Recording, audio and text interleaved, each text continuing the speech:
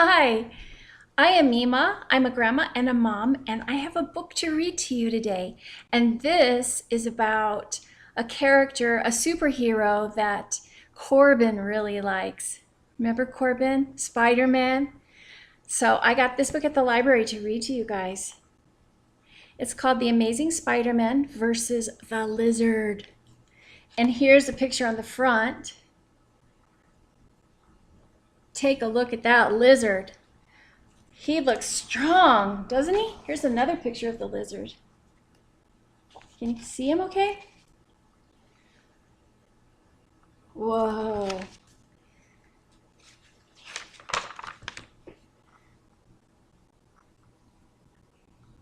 Here's the first page. Let's see what's happening here.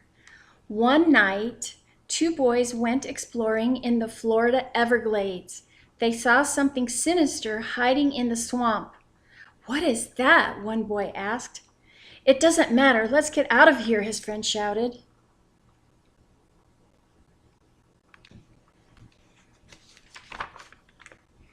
Before long, the news reached New York, and Peter Parker, an almost average Midtown high school student, the newspaper said the beast was almost 7 feet tall with sharp teeth. They called it the lizard. So here is Peter Parker in New York reading about the lizard. J. Jonah Jameson, Peter's boss at the Daily Bugle, would pay a fortune for a photo of the lizard, and Peter needed the extra cash for Aunt May's birthday gift. As you can see, he doesn't have much money, so he needed a little bit more so he can get his aunt a birthday gift. "What if I can get a photo of the lizard fighting Spider-Man?" Peter asked Jameson. Jameson agreed, and now Peter would have to get an amazing shot of the lizard as Spider-Man.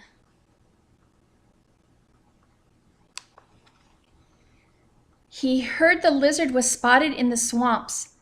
"I don't like it here at all. It's too quiet and creepy." He wondered if the people who lived in the nearby house would know where the swamp's latest celebrity was hiding.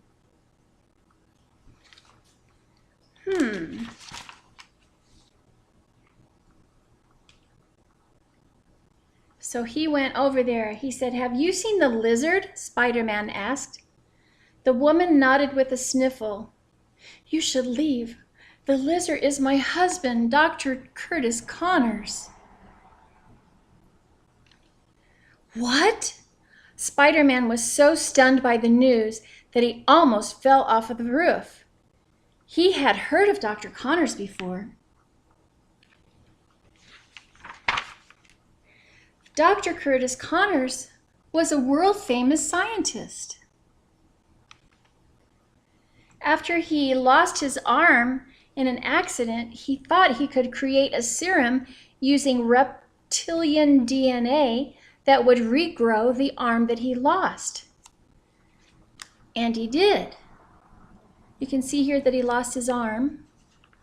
So he has a sleeve pinned up. And he made a serum that hopefully would help regrow his arm. Dr. Connors not only grew a new arm, but also scales, sharp claws, a tail, and a long slimy tongue.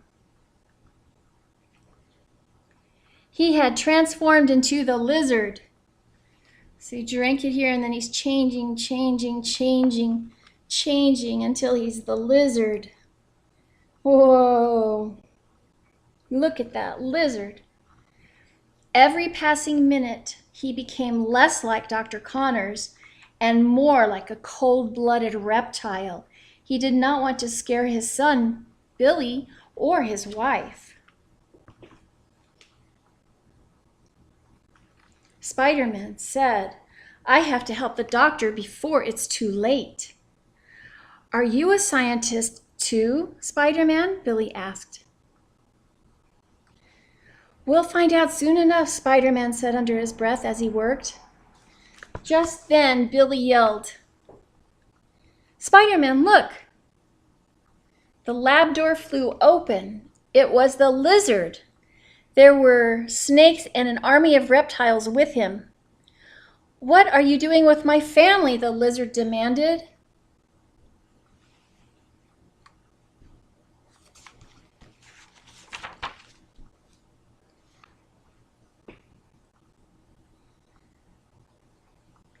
"Trying to save you, Doc," Spider-Man replied. The reptiles attacked Spidey as if the lizard was telling the reptiles what to do. Spider-Man tried to use his webbing, but with one mighty swing of his tail, the lizard stopped Spider-Man's attack. Whoa. Look at that big tail right there. Whoa. The lizard picked up a desk. "He's stronger than I had guessed," Spider-Man ducked, barely escaping. The web slinger tried to fight back. The reptile's skin was as hard as armor. It almost broke Spidey's hand. "How pitiful," the lizard laughed. Ha ha ha ha. The bigger snake started to wrap around Spider-Man's limbs. See right there?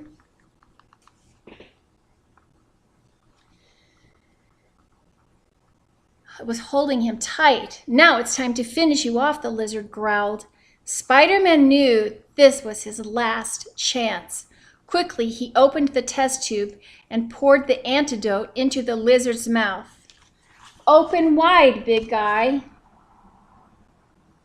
See, he's pouring something into his mouth, the antidote. Okay, let's see if it worked. It was working. The other reptiles began to slither back to the swamp. "Say cheese, Doc," Spider-Man said as he snapped a quick photo of his foe just before he transformed back into Dr. Connors. I'm human again." See, he changed back. Because of the antidote, he changed back from the lizard to Dr. Connors. "Dad!" Billy rushed toward his father. "Oh, Curtis, I can't believe you're really back." Mrs. Connors hugged her husband. The doctor thanked the spectacular Spider-Man. "Thank you for this priceless gift. We'll never forget you." Back in New York, Peter showed Jameson his photo of the lizard. Jameson thought it was too good to be true. "Where's Spider-Man? Why didn't you get a picture of the lizard and Spider-Man?" Jameson ripped up the photo. "This is a fake. I know it when I see it." Peter sighed, because we know it wasn't really a fake, right? And Peter knows it wasn't really a fake. It was the real picture. Peter arrived at Aunt May's birthday party, but without a special birthday gift. "I wish I could have given you something really, really nice today," Peter said. "But having you here is all I wanted." She hugged him tightly. Peter realized that what was really important was that Spider-Man had saved Dr. Connors, and he was still able to make it home in time for Aunt May's birthday party. It was all a part of being the friendly neighborhood Spider-Man. That was a pretty good story. I hope you guys liked it, and I hope you come back again. I'm going to be doing some more superhero books. All right. Okay, just remember something. I love you. That's right.